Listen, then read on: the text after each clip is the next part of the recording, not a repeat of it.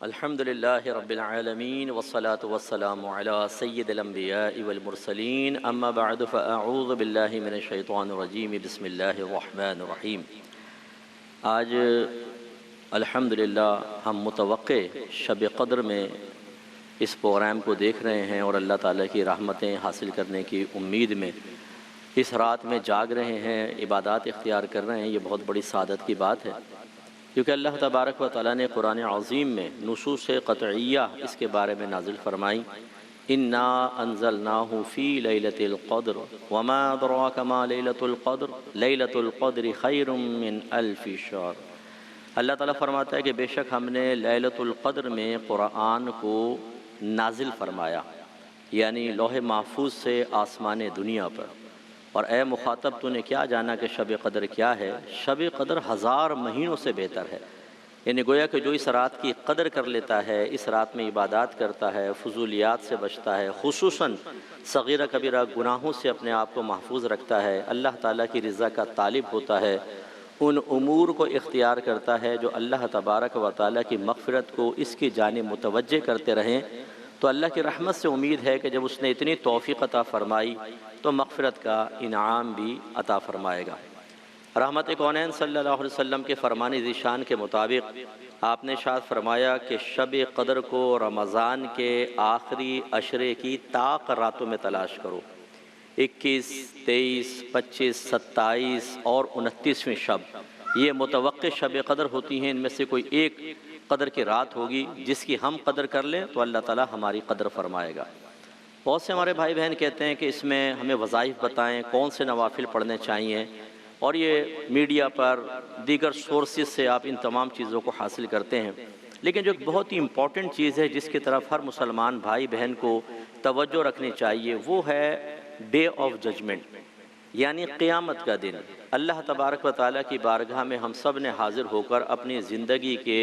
تمام معاملات کا حساب و کتاب دینا ہے، اگر اللہ چاہے، ورنہ بلا حساب و کتاب بھی بخشنے پر قدرت رکھتا ہے۔ ہم اس پر توجہ نہیں کرتے کہ ہم ایسے کون سے اعمال کریں کہ ہماری سابقہ زندگی کے تمام صغیرہ کبیرہ ظاہری باطنی گناہ ختم ہوں۔ ہم اپنے گناہوں کو یاد کریں، خصوصاً جو ہم نے حقوق العباد میں کوتاہیاں کی ہیں ان پہ توجہ کریں، اس لیے کہ آپ کتنی بھی نمازیں پڑھ لیں، روزے رکھ لیں، عمرے کریں، حج کریں، لیکن خدا نہ خواستہ اگر ہم نے حقوق العباد میں کوتاہی کا ارتکاب کیا ہوگا تو صحیح حدیثوں میں موجود ہے کہ نبی کریم صلی اللہ علیہ وسلم ارشاد فرماتے ہیں کہ بروز قیامت میری امت کا ایک شخص لایا جائے گا جس کے پاس نماز بھی ہوگی، روزہ ہوگا، حج ہوگی، زکوٰۃ ہوگی، لیکن اس نے کسی کو مارا ہوگا، کسی کو گالی بکی ہوگی، کسی کے مال کھایا ہوگا، کسی کی دل آزاری کی ہوگی، تو اس کے کچھ نیکیاں یہ لے جائے گا، کچھ نیکیاں یہ لے جائے گا، کچھ نیکیاں یہ لے جائے گا، اور جب اس کی نیکیاں ختم ہو جائیں گی تو اس شخص کے ان لوگوں کے گناہ اس کے نام اعمال میں ڈال دیے جائیں گے اور اسے جہنم میں داخل کر دیا جائے گا۔ لہذا توجہ طلب یہ ہے کہ اگر ہم نے کسی کی وراثت دبائی ہوں، ہم نے سود کے ذریعے، رشوتوں کے ذریعے مال حاصل کیا ہے،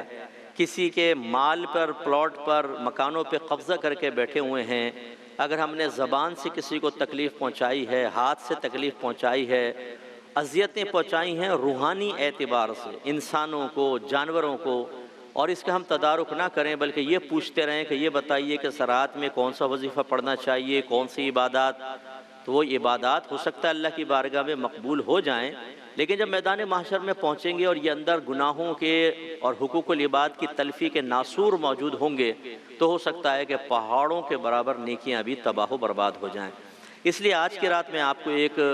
فکر دیتا ہوں، ایک سوچ دیتا ہوں کہ سب سے پہلے آج کی رات اپنی سابقہ زندگی پہ نگاہ ڈالیں۔ آپ نے کس کس کا مال دبایا، اگر خدا نہ خواستہ ہے تو وہ احتساب سب کو کرنا چاہیے، مجھے بھی آپ کو بھی،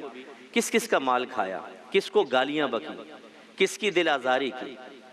افسر بھی غور کرے کہ کتنے دفعہ اپنے ماتحت کو سب کے سامنے آپ نے ذلیل کیا، اس لیے کہ آپ کے ہاتھ میں منصب تھا، آپ کے ہاتھ میں پاور تھی، سامنے والے کی مجبوری سے آپ نے ناجائز فائدہ اٹھا کے اپنے گھر کا غصہ بھی اس پر نکال دیا، اس کو ماں بہن کی گالیاں بکیں، اس سے اس کی دل آزاری ہوئی۔ اس پر غور کریں۔ ہماری وہ میری بہنیں ذرا غور کریں جو پورے خاندان میں تیز زبان معروف ہے کہ یہ اپنی زبان سے بڑی تکلیف پہنچاتی ہیں، وہ اپنا احتساب کریں کہ ہم نے سابقہ زندگی میں کیا کیا تھا، وہ شوہر حضرات اپنا احتساب کریں جنہوں نے بیویوں پہ ظلم کیا، اپنے بچوں کے سامنے ان کو ذلیل کیا، انہیں معطل چھوڑ دیا، نہ ان کا حق ادا کر رہے ہیں، نہ مالی حق، نہ جسمانی حق کسی بھی طریقے سے، اور نہ ان کو طلاق دیتے ہیں، نہ خلع دیتے ہیں کہ وہ کسی اور سے نکاح کر لیں، بلکہ معلق چھوڑا ہوا ہے، اس پر غور کریں۔ کتنے لوگوں کو ہم نے گناہ جاریہ پہ لگایا۔ اس سے میرے وہ ینگسٹرز بچے بچیاں ذرا غور کریں جو سوشل میڈیا پر بعض اوقات ایسی چیزیں ڈال دیتے ہیں جو ذہنوں کو خراب کرتی ہیں، باطن کو خراب کرتی ہیں، گندی موویز، گندی قسم کی پکچرز، اس طرح کا لٹریچر جس کو پڑھنے کے بعد ذہن کے اندر خرابیاں پیدا ہوں، حتیٰ کہ ہم نے یہاں تک ماحول دیکھا ہے کہ اب بعض اتنے بگڑ چکے ہیں کہ گھر کی محارم، سگی بہنیں، خالائیں، پھپھیاں، ساس، ان کو بھی غلط نگاہ سے دیکھنے لگے ہیں۔ یہ پوری ایک لابی بعض اوقات کام کر رہی ہوتی ہے اور ہم بھی نادانستہ طور پہ اس میں شامل ہو جاتے ہیں۔ ایسی اسکول کالجز کے اندر ایسی گیدرنگز ہوتی ہیں، ایسے سرکلز ہوتے ہیں، ایسی ہماری ٹیم بنی ہوتی ہے، ایسا گروپ ہوتا ہے کہ جس میں ہر نئے آنے والے کو شامل کر کے اس کو کسی گناہ پہ لگا دیا جاتا ہے۔ کتنوں کو ہم نے ڈرگز کا عادی بنایا، کتنوں کو گالی بکنے کا عادی بنایا، کتنوں کو ماں باپ کے سامنے کھڑے ہو کر اپنی جوانی کا زور اور جو پیسے دے رہے ہیں اس کا زور ظاہر کر کے انہیں ان کی کمزوریوں کا احساس دلوایا۔ اس پر ہمیں غور کرنا چاہیے تاکہ ہمیں احساس ہو ہم نے کیا کیا۔ اسی طرح موجودہ دور کے اعتبار سے دیکھیں، ایک تو ہے ماضی، ایک ہے پریزنٹ، آپ حال میں کیا کیا کر رہے ہیں۔ ہم میں سے کون ایسا ہے جو نمازیں نہیں پڑھ رہا، روزے نہیں رکھتا ہے، ماں باپ کو گالیاں بک رہا ہے، بدتمیزی کرتا ہے، ان کے سینے پہ چڑھ کے گفتگو کرتا ہے، جو اپنی بیوی کو اپنے پشت کے پیچھے کر لیتا ہے اور بوڑھی ماں کے سینے پہ چڑھ کر کہتا ہے کہ اماں تم نے اس کو رلا دیا، تم پیچھے پڑی رہتی ہو۔ حالانکہ ماں کی بھی ہو سکتا ہے غلطی ہو، لیکن اتنی غلطی نہیں ہوتی جتنی بیوی کی، لیکن اس کو ڈیفینڈ کرنا اور ٹوٹل غلطی ماں کے سامنے ظاہر کرنے کی کوشش کرنا، اس سے اس کی دل آزاریاں کرنا۔ یہ بھی دیکھیں کہ کون ہم میں سے اس عادات میں شامل ہے۔ اب اس رات میں عبادت کا شوق تو ہو، ہم مسجدوں میں بھی آ جائیں، وظائف بھی لے لیں، نوافل بھی پڑھ رہے ہیں، قرآن پاک بھی جھوم جھوم کے تلاوت کر رہے ہیں، لیکن ساتھ ساتھ بری حرکتیں بھی ہیں۔ نبی کریم صلی اللہ علیہ وسلم سے پوچھا گیا کہ یا رسول اللہ، ایک عورت ہے جو پنیر کے ٹکڑے صدقہ کرتی ہے اور کثرت سے عبادات کرتی ہے، لیکن اپنی زبان سے لوگوں کو اذیت اور تکلیف پہنچاتی ہے۔ سرکار نے فرمایا وہ جہنم میں ہے، اور کہا عرض کی گئی یا رسول اللہ، ایک عورت ہے جو معمولی سی چیزیں صدقہ کرتی ہے اور تھوڑی بہت عبادت کرتی ہے، لیکن وہ اپنی زبان سے کسی کو تکلیف نہیں پہنچاتی۔ سرکار نے فرمایا وہ جنت میں ہے۔ اس کا مطلب ہے کہ پاسٹ اینڈ پریزنٹ دونوں کے بارے میں غور کریں اور فیوچر کی فکر کریں کہ آج اگر مجھے موت آ جاتی ہے تو میں اللہ تعالیٰ کی بارگاہ میں کیسے پہنچوں گا اور کیا حساب و کتاب دوں گا۔ چنانچہ یاد رکھیے کہ اللہ کے حق میں کوتاہی تین طرح کی ہوگی، اس کا تدارک کرنا ہے۔ یعنی ایک ایسا گناہ ہوتا ہے جو ہمارے اور رب کے درمیان ہے، کسی مخلوق کو کوئی تکلیف نہیں ہے، عبادات کا اس میں زکوٰۃ وغیرہ کا مالی خرچ کا کوئی دخل نہیں ہوتا، جیسے شراب پینا اور خراب مناظر دیکھنا، خراب حرکتیں کرنا، گندی سوچ ذہن میں لے کر آنا۔ اس میں تو بس اتنا کرنا ہے کہ اپنے سابقہ گناہ کو یاد کر کے ندامت محسوس کرنی ہے اور اللہ کی بارگاہ میں ارادہ کرنا ہے، پختہ ارادہ کہ اللہ تعالیٰ اب میں یہ گناہ کبھی نہیں کروں گا، اور یہ ارادہ فقط اللہ کے خوف کی وجہ سے ہو۔ تو میرے آقا صلی اللہ علیہ وسلم ارشاد فرماتے ہیں التائب من الذنب کمن لا ذنب لہ،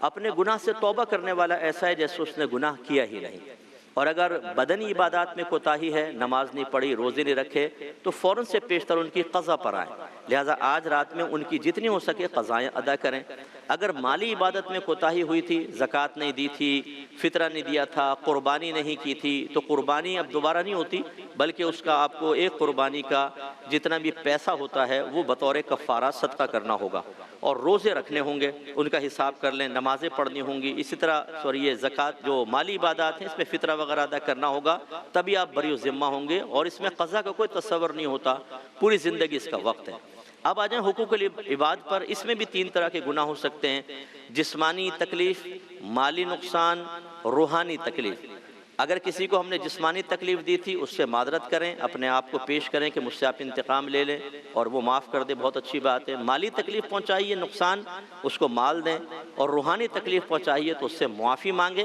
اس کے بعد اللہ تعالیٰ کی بارگاہ میں توبہ کریں، انشاءاللہ گناہوں سے پاک و صاف ہوں گے، اور جیسی اس رات کی قدر کرنی چاہیے ہم اس قدر کرنے میں کامیاب ہوں گے۔ اللہ تعالیٰ اولاً مجھے اور اپنے حبیب کے صدقے آپ سب کو بھی ان باتوں پہ غور و تفکر کرنے کی توفیق عطا فرمائے، آمین۔ وآخر دعوانا ان الحمد للہ رب العالمین.